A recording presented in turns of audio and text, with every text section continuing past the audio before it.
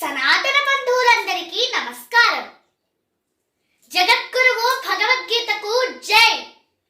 విశ్వగురువు భారత్ మాతాకి జై.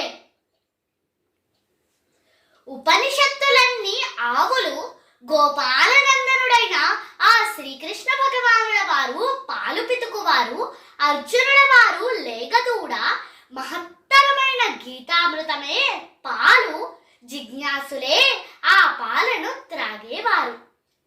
ఈ గీతాశాస్త్రమును పఠించిన వారికి, విన్నవారికి పుణ్యములు అభివృద్ధి చెందుతాయి, దుఃఖములు నశించిపోతాయి. కఠినమైన సంసారము అనే సముద్రమును దాటాలనుకునే మానవులు ఈ భగవద్గీత అనే నౌక సహాయంతో సులభముగా అవతలి ఒడ్డుకు చేరగలరు. భగవద్గీత భరతమాత శిరస్సుపై కిరీటం. ఈ భగవద్గీత అక్షరానికో అద్భుతం. ఈ భగవద్గీత జీవకోటికి జ్ఞాన మార్గం.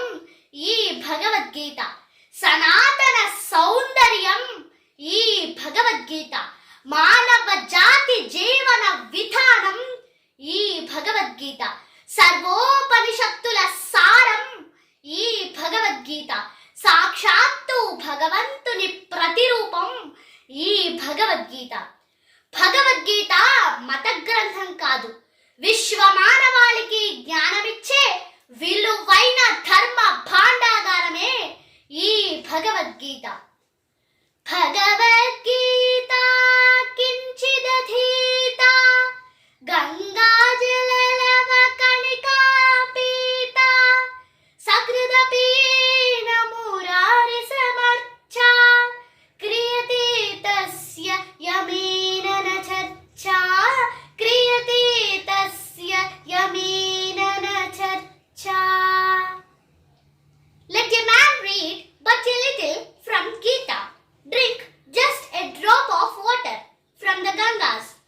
Worship Murari just once. He then will have no altercation with Yama.